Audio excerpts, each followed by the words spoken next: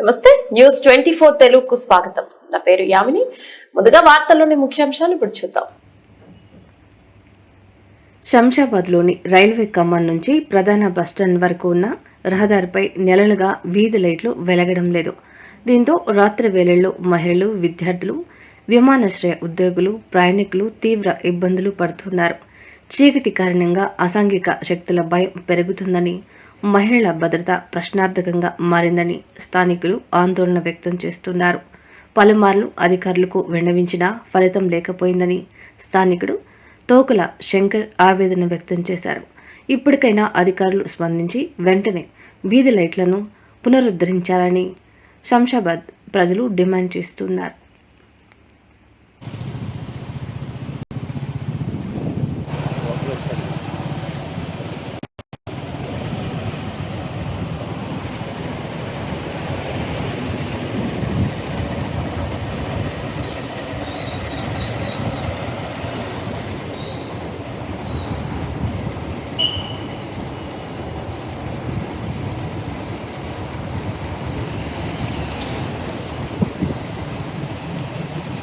Foto lang dia.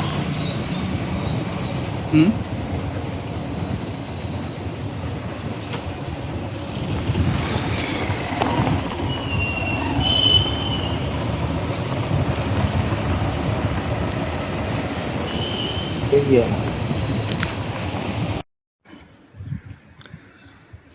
గ్రామ panchayat municipal మంచిగా ఉండే లైట్ ఉండే. ఈ గడియారానికి లైట్ చూసిన నాదులు లేదు, ఇంతకుముందు వచ్చిన దానికి జాబ్ లేదు. ఎట్లా వచ్చేటోళ్ళ పోయేటోళ్ళకి ప్రాబ్లం అవుతుంది. అది ఎట్లా దీనికి పరిష్కారం ఎట్లా కాకుంటే దీనికి వేరే లైట్ అని అరేంజ్ చేసి సపోర్ట్ చేయాలని చెప్పి చెప్తున్నాను. ఎట్లా మళ్ళీ అవుతుందా కాదా మీతో